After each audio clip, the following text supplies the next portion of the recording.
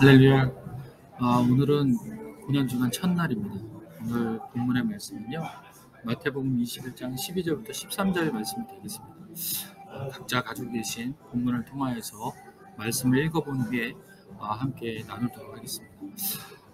오늘 예수님께서 어저께 이제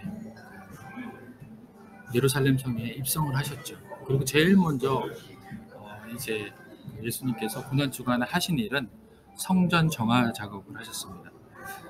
성전은 원래 이제 본디 구약에서부터 이스라엘 백성에게는 가장 이제 중요시 여기는 그런 장소였습니다. 예배에 대한 중심이었고요. 또 삶에 대한 중심이 바로 성전 중심의 삶이었거든요.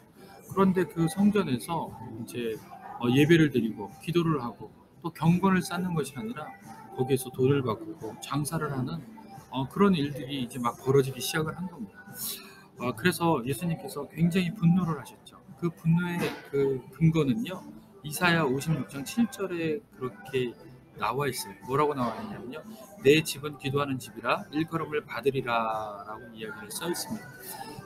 내 집은, 다시 말해서 하나님의 집은 기도하는 집이지, 거기서 장사를 하고 또 돈 바꾸고 또 그것의 그 이익들을 편취하고 나눠 갖는 그런 장소가 아니라는 거예요. 예비하며 또 하나님의 은혜를 나누는 그런 장소가 바로 성전인 것이죠.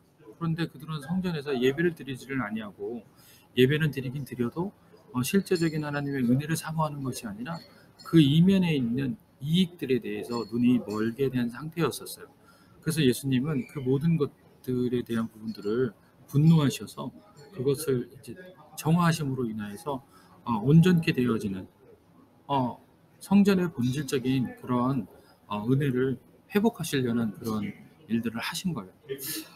성전 안에는 매매하는 사람과 그 여러 각종 사람들이 많았습니다. 그 이유는요, 보니까 평소 예루살렘에는요, 인구가 한 3만 명 정도 된대요.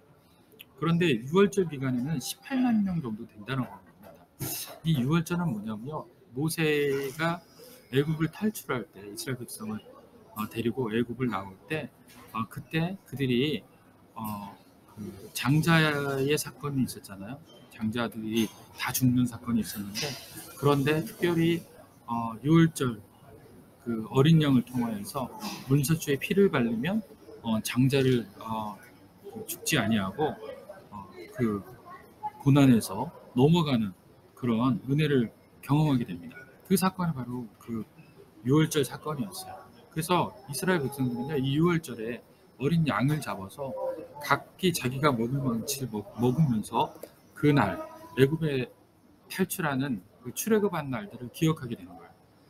사실은 이것이 어떤 그 기억이냐면, 예수님의 은혜를 통해서 우리가 구원받은, 죄에서 자유함을 얻은 그 사건을 기억하기 위해서 주님께서 하나님께서 그렇게 애굽을 통해서 그 실제적인 사건을 통해서 기억하게 하는 그런 큰 이유가 있는 것이었습니다. 그래서 그들이 만약에 그 6월절에 어린 양을 잡게 되면요, 사실은 어떻게 잡느냐면요, 1년 된 그 어린 양을 잡게 돼 있어요. 그 어린 양, 1년 된 어린 양도요, 집에서 기른 가축이어야만 됐어요. 뭐 산에서 들짐승을 잡아다가 그 6월절 양으로 쓸 수도 없고, 들짐승이 아무런 그 짐승들을 가져다가 그렇게 할 수 있는 것이 아니었어요. 특별히 구별된 어린 양을 1년 동안 잘 키웠다가 그 어린 양을 통하여서 그 6월절 행사를 기념하는 그런 사건이었죠. 그런데 여기 지금 그 예루살렘 성에는 이 6월절만 되면 멀리서 오는 사람들이 굉장히 많았다고요. 유럽에서 오는 거죠. 그러니까 유대 땅 그 예루살렘 성 근방에서만 오는 것이 아니라 저 유럽에서, 아시아에서, 아프리카에서 많은 사람들이 예루살렘 성을 방문하게 됩니다. 그래서 거기서 이제 예배를 드리길 원하는 거예요. 근데 그 예배를 드릴 때는 어떻게 드린다고요? 어린 양을 잡아서 제물을 바쳐서 그렇게 하나님께 예배를 드리는 거예요. 그런데 생각해 보세요. 그 먼 곳에서 양을 가지거나 또 뭐 자기가 기른 짐승들, 가축을 가지고 올 수가 없잖아요.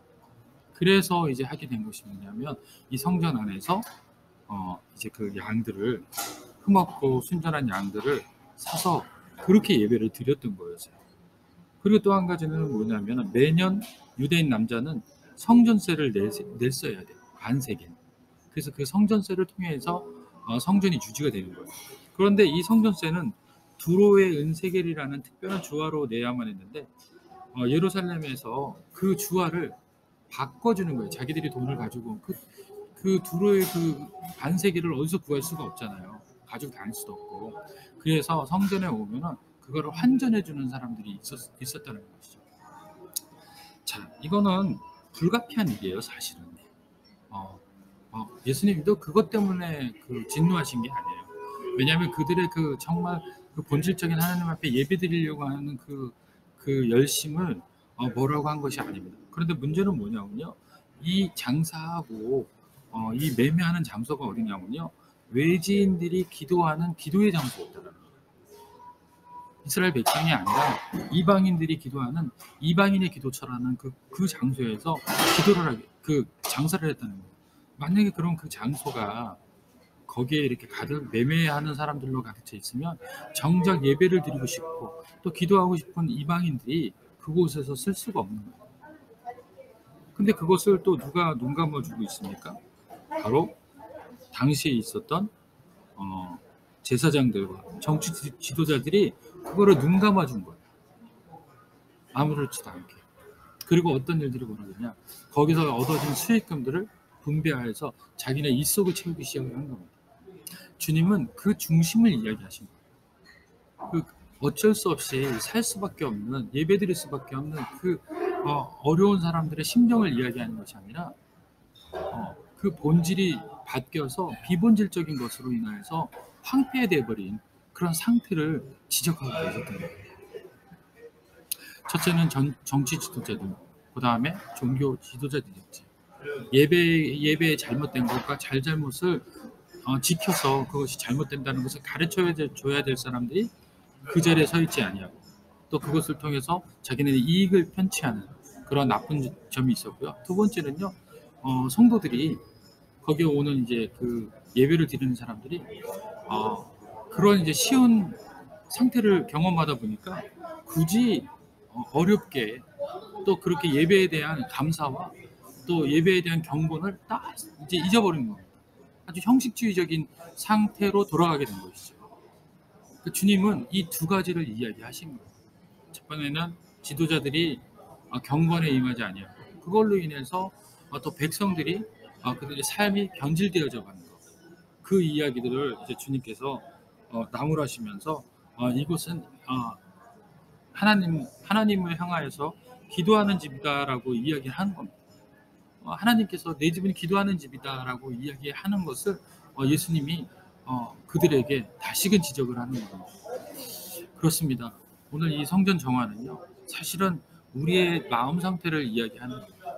우리가 예배를 드리고 또 고난주간인데, 또 고난주간 아니더라도 우리가 하나님 앞에 예배드리기를 신령과 진정으로 드리는 것인지, 그 과거 때 성전은요, 그 유형적인 성전이었어요. 보여지는 성전이었죠.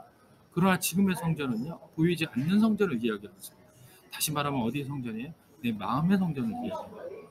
정말 내 마음은 신령과 진정으로 하나님께 예배드리기를 준비가 되었는지, 또 이 고난주간에 하나님 앞에 전심을 다해서 하나님만 바라보고 있는 것인지, 아니면 내 마음속에 강도의 소굴처럼, 매매의 소굴처럼 여러 가지로 인하여서 복잡하고 다양하고 또 그것이 정말 주님만 바라보지 아니하는 그런 상태인지, 오늘 이 시간 우리도 믿음 성도들도 한번 고민해 볼 필요가 있을 것 같습니다.